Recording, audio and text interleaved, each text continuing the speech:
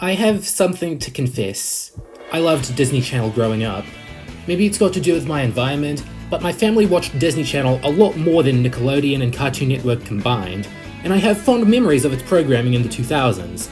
That's not to say it was flawless. Walt Disney Television Animation still had that identity crisis it developed in the mid-90s. You kids have some funky, fresh moves. And the network's growing interest in sitcoms at the time is a point of contention for Disney fans. I'll defend them by saying some of them have held up pretty well, and they helped make Disney more accessible and fun for young girls than just Disney princess lunchboxes. But combine the awkward experimental phase of their cartoons and the girly sitcoms, and you get something that appealed to a niche but tasteful audience. The Proud Family. What? The Proud Family. By the new millennium, animated sitcoms and sitcoms about black families were staples of network television, so math dictated that combining the two types into one would be efficient in getting ratings on cable. That wasn't the point of The Proud Family. The point was to show how tweens should deal with their daily struggles, and how quirky all different walks of life could be, while also giving you a laugh and a half with some surreal antics. It worked on me as a kid, and it worked on me when I recently rewatched it, and while it's got a tone as jarring as a zebra's tan line, it's still a relatively well-remembered show, and for very good reason. The creator of The Proud Family was one of animation's first black animators, Bruce W. Smith.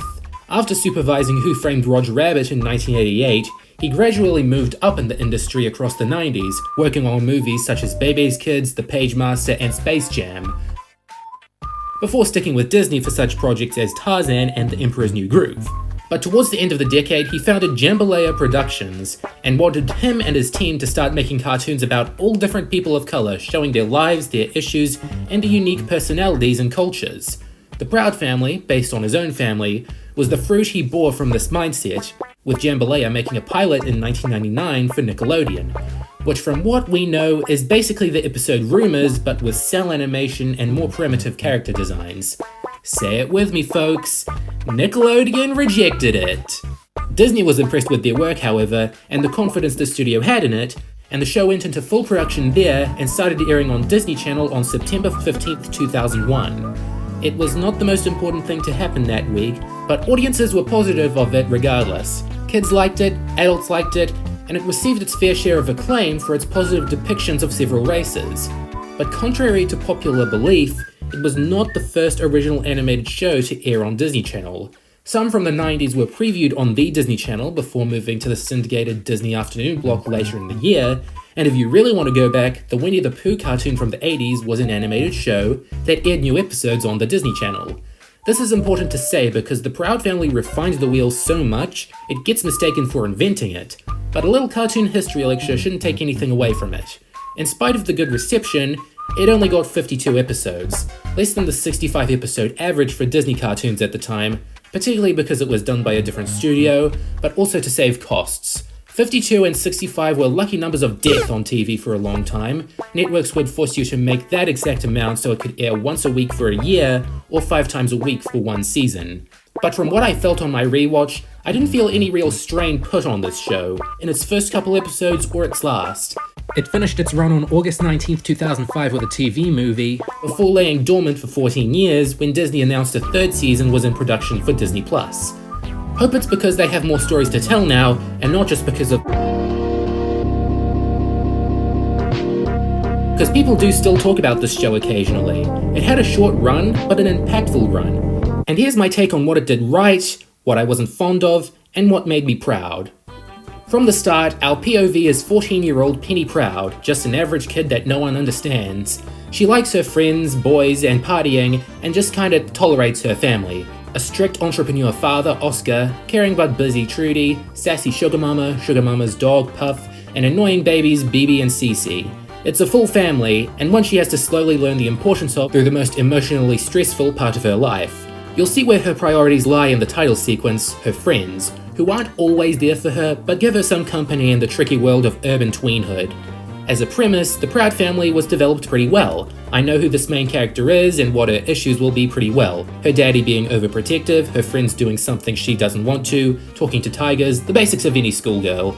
Penny's personality isn't too bad either. She's smart but innocent, is able to have good chemistry with unlikely people, and is madly obsessed with whatever the kids are into these days. It says something about her goodwill when her circle of friends isn't as kind-hearted.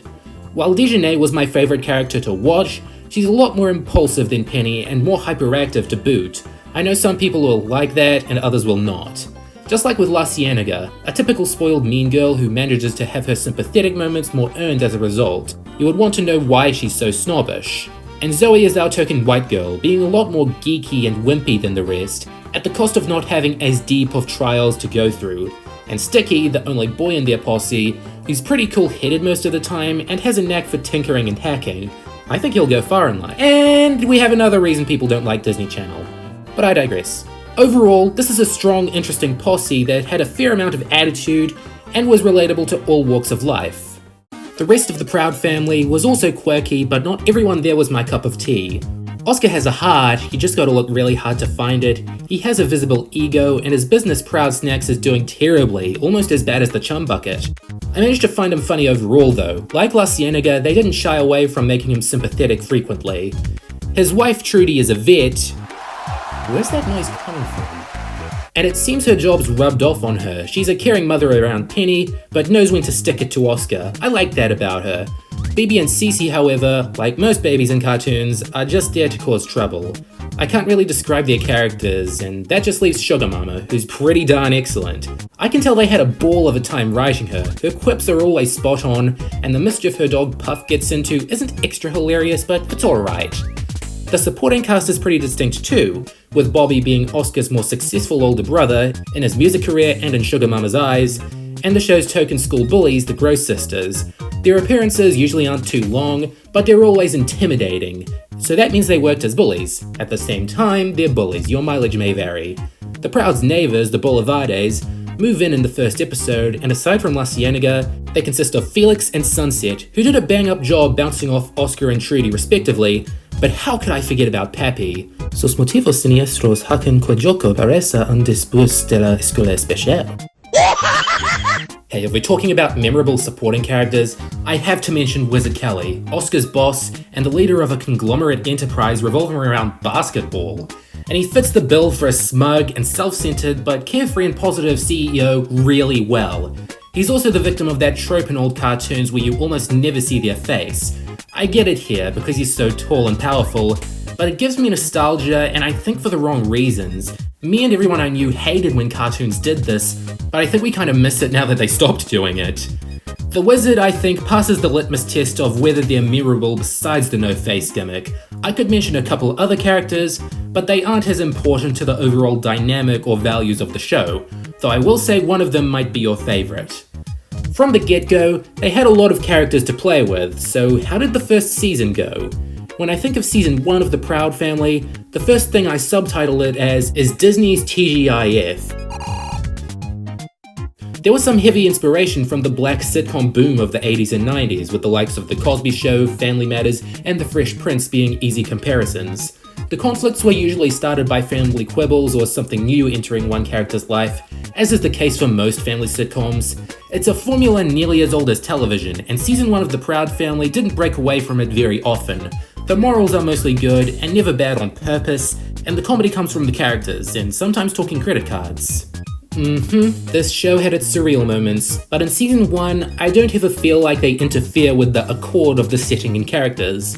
This will change soon enough, but here, it's like what Simpsons creator Matt Groening said about rubber band reality. Going unrealistic is a good idea at points, as long as you snap back to reality. And the Proud Family stays a somewhat down-to-earth show that can hold my attention for a half hour correctly. But the quietly growing surrealism of the comedy wasn't what stuck out to me most upon my rewatch. No, what ended up boldly sticking out was how 2000s this show is. In one of the early episodes, Penny says something to the effect of "this isn't the 90s anymore," and good gravy does this show stick to that promise. Of course there's some 90s overlap in early 2000s trends and culture, but with the fashion, the slang, the references and technology, you can tell when all this was written and why. It's a show about tweens and has to be in touch. Unfortunately, there are some points where it ends up being outdated. I mean, who still watches shows like Hip Hop Helicopter or listens to Alicia Keys? But for the most part, it's a relaxing blast to the past and gives the show an identity. Some say the 2000s didn't have an identity. To that I say, It's peanut butter jelly time! Peanut butter jelly time! you know, they might have a point. Back to season 1, the animation is alright. It's really fun for me to see how different races draw and animate, and Bruce Smith's art style has a warm African-American flair. The character designs accentuate their hair and facial features without making them their respective characters' whole identities, and the backgrounds have this original funky look to them, with low-key abstract textures and off-center line work. It all adds to the world Bruce and his team were portraying, and I really dig it. Of the 2 production seasons, I'd say season 1 had more consistent but less spectacular animation, but that isn't saying too much. It's also that way with its better episodes too, great but not much groundbreaking. One of the first episodes that really impressed me was The Tiger Whisperer, the one where Penny can hear a circus tiger's thoughts and is desperate to give it a better life. It's got a lot of hints of the show's future, but is a fun, endearing watch in its own right. I think Easy Jackster is another really interesting episode. Sure, it's really old school comparing Napster to The Matrix, but it lays out the problems with music piracy pretty well, and I love the cartoony exaggeration of how it actually ends up hurting the industry. I mean, what's that about? Then there's Forbidden Date and Makeover, similar episodes in my opinion about how looks aren't everything. In Forbidden Date, Penny dates a bulky boy who ends up having a big heart, and in Makeover, she and her friends do their best to make one of the Gross sisters look presentable.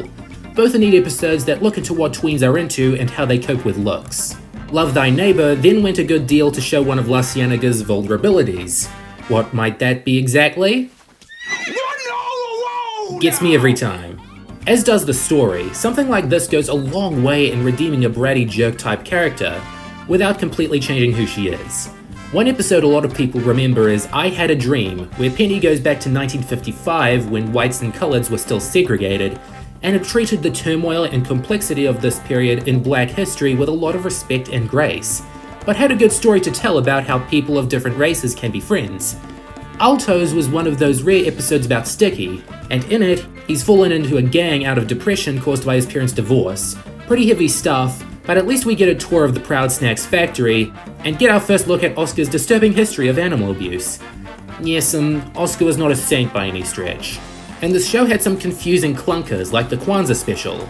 There's nothing wrong with celebrating Kwanzaa in a cartoon, and again they show the holiday itself respect. But what is wrong with this family who pretends to be homeless and preaches the abolishment of materialism but hypocritically praises a very specific book? They didn't get Valentine's Day 2 right either in I Love You, Penny Proud, where she gets a boyfriend in a wheelchair played by Shia LaBeouf, I don't know why, who's the biggest dickhole this side of daytime television. I just don't see the wheelchair kids being too happy with their representation being someone this mean and selfish who never improved his attitude. Also gotta give a dishonorable mention to Puff's Magic Adventure, which is fine if you're in the mood for a doggy voyage across the ocean, but my weak heart can't handle poor Puff being that far from his owner. It's good, but not my thing. Moving on to Season 2. Season 2 of The Proud Family broke away from the traditional sitcom storytelling Season 1 did alright, and went for wackier, more outlandish premises. A camping trip wouldn't just be a camping trip, it'd be about Oscar and Felix fending for their lives in the wilderness. I have to say, I personally prefer this new direction they went with. The jokes are bigger and the messages are more universal, and while this wouldn't work well for most other sitcoms of this nature, The Proud Family more clearly understood the resources they had for storytelling and animation, and good on them for that. There are certainly cases where it can get too bizarre to find funny, especially later in the run, more on that in a while, but these are the episodes I think of the most. Character-wise, I didn't notice that many changes that weren't the work of character development. The Boulevardes went through a few changes to better fit the new writing style. Felix felt more like Oscar's sidekick than before, and La Cienaga's jerkish moments were toned down. Like there were a few changes that made some characters the slightest bit more annoying, like Dejanay's crush on Sticky was becoming a pretty big character trait by this point, and Bobby was described as a man-child at points, but I still felt these characters added something to the show, and weren't turned into one-note jokes. There were two new characters introduced in Season 2, Peebo, a neighborhood kid with a crush on Penny, who's cute and all, but then they got Al Roker to be a devil that grants Penny evil wishes. And this still isn't the weirdest thing they ever did. Something I noticed about this period was that the animation quality went down a bit. Given the zanier attitude, there was a lot more ambition in the animation department, and they didn't always pull it off with flying colors. Like, frame grabs still look good for the time, as you can see, but tweening was a distant memory sometimes. Movements can be very stiff, which may be a comedic effect or creative decision, but I noticed it, and unfortunately it took me out of the experience in the worst cases. Likewise, there are some moments that are crazy smooth, like they accidentally gave them to the Disney feature department to do, so I guess it's perfectly balanced, as all things should be. The best of Season 2 is basically the best of the whole show. A Star is Scorned is a look at how pop stars are treated, as Penny gets more successful but alienates all her friends. Maybe, just maybe, Disney Channel should have taken the lesson here to heart. Because this is a good look into how corrupted the music industry is without taking potshots at the Navy. I didn't know that was possible. A hero for Halloween, pretty standard Halloween special with a real haunted house, Penny becoming a superhero, live action Little Romeo, all that good stuff. Very weird, but very entertaining. And while Poetic Justice is a little more normal, it's got real depth in the atmosphere of jazz clubs it portrays, contrasted well with Dejanay of all people getting popular down there, much to Penny's dismay. Gotta say, my favourite episode of the whole show was 1 in a Million, an episode that just gets me by the name alone. The wizard gives Penny diplomacy over who will face him in the ring, so Oscar begs for her to grant him one more chance in the spotlight after being humiliated playing against the Wiz in high school.